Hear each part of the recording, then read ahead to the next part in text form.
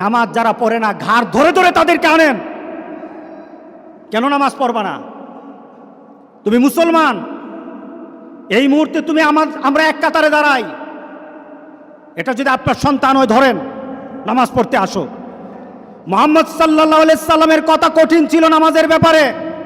রাসূল সাল্লাল্লাহু আলাইহি সাল্লাম বলেছেন, তোমার সন্তান 7 নামাজ শিখাও, তোমার সন্তান 10 নামাজ না পড়লে তার পিটাও। কে বলেছেন?